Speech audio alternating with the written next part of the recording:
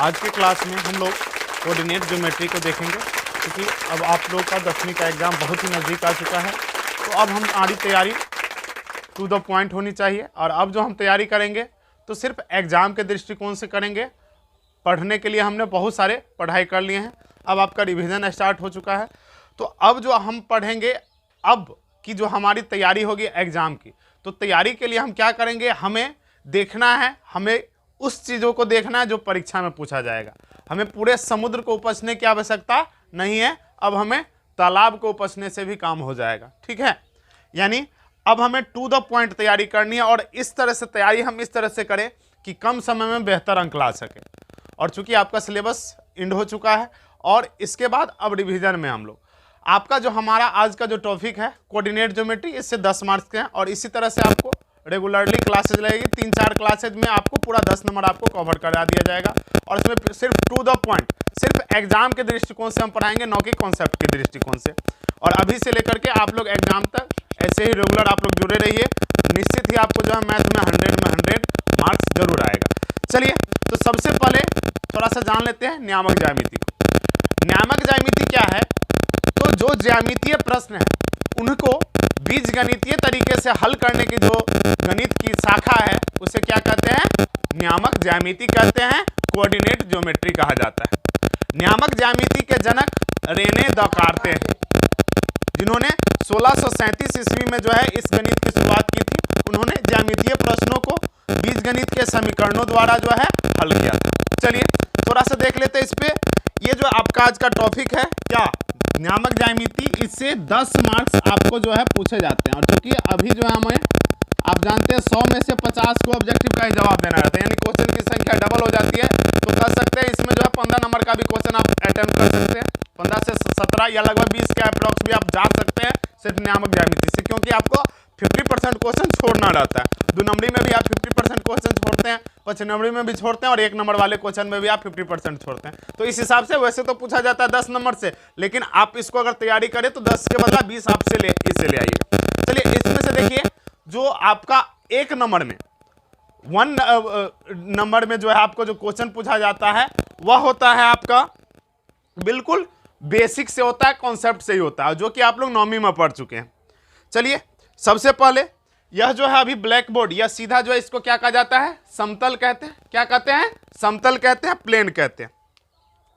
और किसी समतल में जब 2 रेखाएं दी जाती है, एक उदगड़ रेखा और एक क्षैतिज रेखा, तो यह जो बनता है, यह तल जो कहलाता है, यह कहलाता है कार्तीय तल।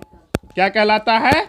कार्तीय तल। कार्टेशियन प्लेन इसको कहा जाता है, कार्टेशियन प्लेन।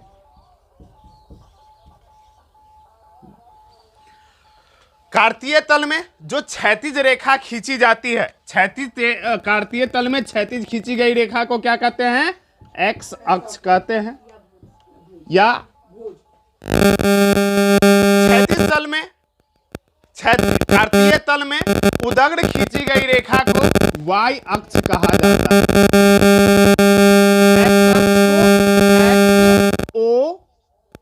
एक्स द्वारा सूचित किया जाता है, वाई अक्ष को वाई ओ वाई डैश द्वारा सूचित किया जाता है। एक्स अक्ष को एक्स ओ एक्स डैश से, और वाई अक्ष को किससे? वाई ओ वाई डैश से सूचित करते हैं। एक्स अक्ष और वाई अक्ष जिस बिंदु पर एक दूसरे को काटते हैं, यानी एक्स अक्ष और वाई अक्ष के कटान बिंदु को मूल बिंदु कहा जाता है। क्या कहते हैं? मूल बिंदु कहते हैं। और मूल बिंदु का निर्देशांक क्या होता है? 0,0। मूल बिंदु को दर्शाते हैं ओ द्वारा।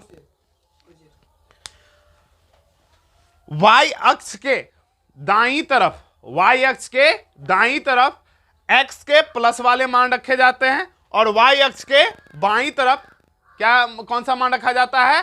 एक्स के ऋणात्मक मानों को रखा जाता है। देखिए, वाई अक्ष से किसी बिंदु की दूरी, ये सभी आपको 1 नंबरी में यही पॉइंट्स आपको दिलवाएगा, आराम से 2-3 नंबर दिलवा देगा। वाई अक्ष से किसी बिंदु की दूरी, उस बिंदु का क्या कहलाएगा? एक्स निर्देशांक कहलाएगा। क्या कहलाएगा? एक्स निर्देशांक, या इसी को आप कहेंगे एक्स नियामक, और एक्स नियामक को ही क्या कहा जाता है रे? भुज कहते हैं। एक्स नियामक को, आप लोग को कंफ्यूजन रहता है जो एक्स अक्ष को भुज कहते हैं। जी नहीं, एक्स अक्ष को भुज नहीं कहते हैं, एक्स निर्देशांक को भुज कहते हैं। और एक्स निर्देशांक क्या होता है? वाई अक्ष से किसी बिंदु की दूरी। इसके बाद एक्स अक्ष से किसी बिंदु की दूरी, एक्स अक्ष से किसी बिंदु की दूरी क्या कहलाएगी? वाई निर्देशांक कहलाएगी। वाई निर्देशांक, या इसी को क्या कहिएगा? वाई नियामक।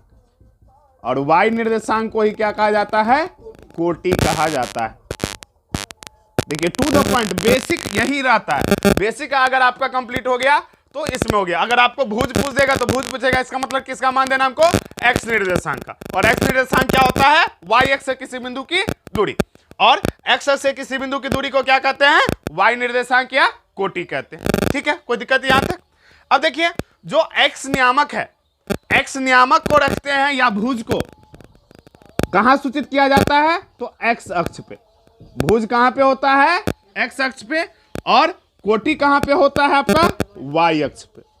भुज किस अक्ष पे रहेगा? एक्स अक्ष पे। भुज का जो भी मान होगा, यानी एक्स के जितने भी मान होंगे सभी को हम कहां रखेंगे?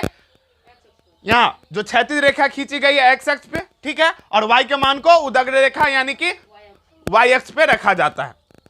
और आपको बतलाएं जो भुज का जो मान होगा, यानी एक्स निर्देशांक का जो धनात्मक मान होगा वह वाई अक्ष के दाईं तरफ।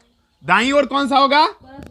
दाईं ओर हम रखेंगे धनात्मक मान को। दाईं ओर धनात्मक यानी कि प्लस वाला, ठीक है। और बाईं ओर हम किसको रखेंगे? ऋणात्मक। बाईं ओर ऋणात्मक। किसका? एक्स का। किसका? एक्स का। इसमें भी एक्स, इसमें भी एक्स। वाई का जो है तो एक्स अक्ष से ऊपर, ऊपर किसका? वाई का मान। ऊपर वाई का मान क्या होगा? धनात्मक होगा, ठीक है, यानी कि प्लस में होगा। और एक्स अक्ष से नीचे किसका मान? वाई का मान। किस में जाएगा? ऋणात्मक होगा, माइनस में होगा। कोई दिक्कत यहां तक? यानी एक्स का जो प्लस वाला मान है उसको हम कहां रखेंगे? वाई अक्ष के दाईं तरफ।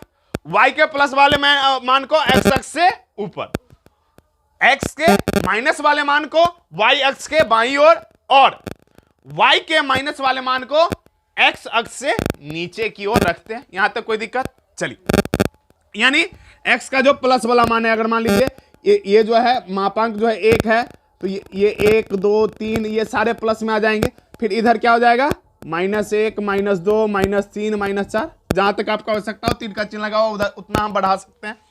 वाई का प्लस वाला मान ऊपर जाएगा 1 2 3 4 5, जहां तक आपको आवश्यकता हो सवाल के अकॉर्डिंग वहां तक आप बढ़ा लेंगे। यहाँ हो जाएगा -1 -2 -3 -4 -5, इस तरह से, ठीक है। चलिए, तो यहां हम समझ गए एक्स निर्देशांक किसे कहते हैं, भुज किसे कहते हैं, कोटि किसे कहते हैं। इसमें देखिए क्वेश्चन आपको इस तरह से पूछ दिए जाएंगे ऑब्जेक्टिव में। बताइए किसी बिंदु की वाई अक्ष से दूरी उस बिंदु की कहलाती है एक्स निर्देशांक या भुज।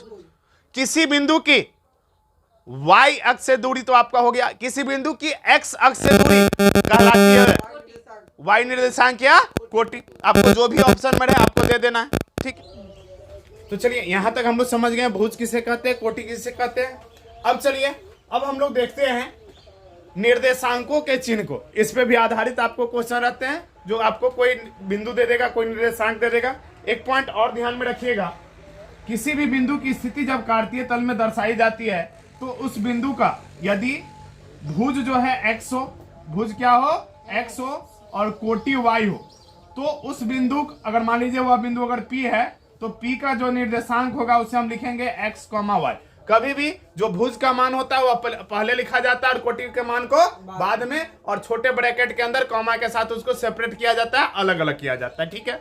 अब चलिए निर्देशांक के चिन्ह को देखते हैं। चूंकि इस समतल को एक्स अक्ष और वाई अक्ष कितने भागों में बांट देता है?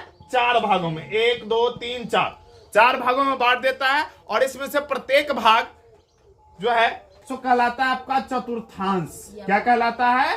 चतुर्थांश या पाद कहलाता है। इंग्लिश में इसको कहते हैं क्वाड्रेंट। एक्स अक्ष और वाई अक्ष किसी समतल को 4 भागों में बांट देता है, जिसमें से प्रत्येक भाग चतुर्थांश या पाद कहलाता है। ठीक है। किसी कार्तीय तल में 4 चतुर्थांश होते हैं। कितने चतुर्थांश होते हैं? 4। और जब चतुर्थांश की जब गणना की जाती है तो चतुर्थांश की गणना एंटी क्लॉकवाइज डायरेक्शन में करते हैं। एंटी क्लॉकवाइज, क्लॉकवाइज मतलब हो गया घड़ी का सुई जैसे चलता है, जैसे आप लोग देखते होइएगा दीवाल घड़ी होती है बड़ी वाली, उसका सुई ऐसे करके चलता है, मतलब क्या, लेफ्ट टू राइट। लेकिन इसमें जब हम इसकी गिनती करेंगे 1 2 3 4 जो सीरियली करेंगे तो यह हो गया क्लॉकवाइज हो गया आपका। क्या हो गया? क्लॉकवाइज, मतलब घड़ी की सुई की दिशा में, घड़ी का सुई ऐसे करके चलता है। और इसमें हमको आना एंटी क्लॉकवाइज मतलब उल्टा, हम राइट टू लेफ्ट जाएंगे, न कि left to right. Right to left जाना हमको, और इसको क्या कहते हैं हम? Anti clockwise direction. Anti clockwise direction कहा जाता है, ठीक है। तो इसमें देखिए यह जो पहला है, यहां से हम शुरुआत करते हैं, यह हो जाएगा आपका फर्स्ट क्वाड्रेंट, प्रथम पाद। यह हो जाएगा आपका सेकेंड क्वाड्रेंट, द्वितीय पाद। ये वाला जो है आपका हो जाएगा थर्ड क्वाड्रेंट, और ये हो जाएगा फोर्थ क्वाड्रेंट। मतलब प्रथम पाद, द्वितीय पाद, और ये वाला हो गया क्या रे? तृतीय पाद, और ये क्या हो गया आपका? चतुर्थ पाद, फोर्थ क्वाड्रेंट, ठीक है। अब देखिए, अब प्रत्येक क्वाड्रेंट के चारों चतुर्थांश के हम चिन्ह को देखते हैं। तो इसमें देखिए, इसमें जो भी पद रहेगा, तो चूंकि यह वाई एक्स के दाईं ओर है, यानी एक्स का मान जो होगा वह किस में होगा? किसी भी बिंदु को हम एक्स कमा वाई से लिखते हैं, तो जो एक्स का जो मान होगा वह किस में होगा? प्लस में होगा। और वाई कहाँ है? एक्स एक्स से ऊपर है, तो ये भी प्लस में हो जाएगा। सिंपल सा फंडा।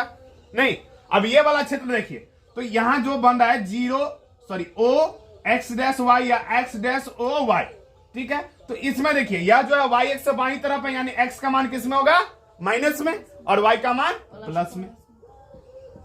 इसमें देखिए एक्स भी माइनस में और वाई भी माइनस में, दोनों माइनस में हो जाएगा। और फोर्थ क्वाड्रेंट में एक्स प्लस में होगा, चूंकि वाई एक्स के दाईं तरफ है और ये एक्स एक्स से नीचे, इसलिए वाई किस में हो जाएगा? माइनस में, ठीक है। यानी फर्स्ट क्वाड्रेंट में प्लस प्लस, सेकेंड क्वाड्रेंट में माइनस प्लस, थर्ड क्वाड्रेंट में दोनों माइनस, और फोर्थ क्वाड्रेंट में क्या हो जाएगा?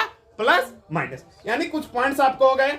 यदि कोई बिंदु प्रथम चतुर्थांश में होगा तो उसके दोनों जो निर्देशांक होंगे भुज और कोटि क्या होंगे? धनात्मक होंगे। यदि कोई बिंदु द्वितीय चतुर्थांश में होगा तो उसका भुज ऋणात्मक होगा और कोटि धनात्मक होगा। यदि कोई बिंदु तृतीय चतुर्थांश में, थर्ड क्वाड्रेंट में है, तो उसके भुज और कोटि दोनों ही ऋणात्मक होंगे, माइनस में होंगे।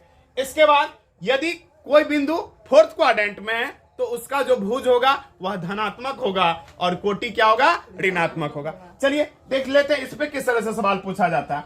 आपको देखिए क्वेश्चन इस तरह से पूछ देगा जो बतलाइए, या फिर -4,3 बिंदु -4,3 किस पाद में स्थित है। सेम क्वेश्चन इसको आना ही है, और जो कल से आपका जो है सेंटअप एग्जाम है उसमें भी आएगा, बोर्ड में भी आएगा, 100% लिख के ले लो किस पाद में स्थित है। तो यहाँ देखिए, हमको यहाँ बिंदु को हमको दर्शाना नहीं है, बुआ सीधे पूछ रहा है किस क्वाड्रेंट में है, इन विच क्वाड्रेंट सिचुएटेड। तो हमको ये दिखलाना है। तो -4,3 चिन्ह क्या हो गया?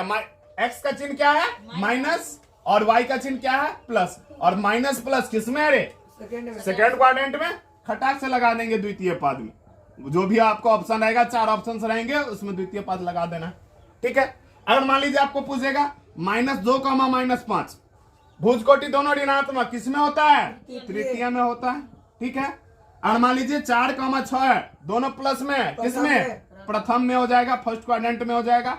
और अगर 4 है और -6 है तो चतुर्थ में हो जाएगा।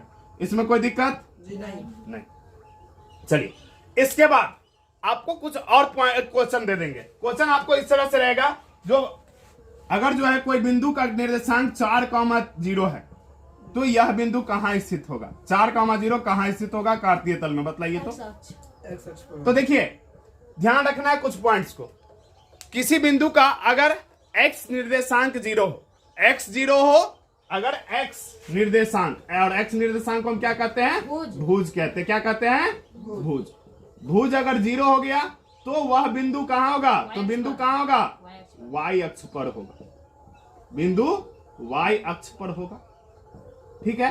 भुज 0 हो गया तो इसका मतलब वह बिंदु कहां है? y अक्ष पर। अगर कोटि 0 हो गया, कोटि मतलब क्या रे? y निर्देशांक, y निर्देशांक यानी कि y नियामक, ठीक है। अगर 0 हो जाता है तो बिंदु कहां होगा? एक्स अक्ष पे होगा, इसको भी ध्यान में रखना। आपको इस तरह से भी दे देता है, ठीक है। और अगर एक्स भी 0 है और वाई भी 0 है तो वह बिंदु क्या हो जाएगा, तो बिंदु क्या होगा, मूल बिंदु होगा। बिंदु क्या होगा, मूल बिंदु हो जाएगा, ठीक है। तो ये आपको बेसिक जो ऑब्जेक्टिव है, जो जनरल ऑब्जेक्टिव है, इसमें से आपको 2 नंबर कम से कम जो है, 2 नंबर बहुत कम तो 2 नंबर आपको सिर्फ इतना में से आपको आ जाएगा, ठीक है। चलिए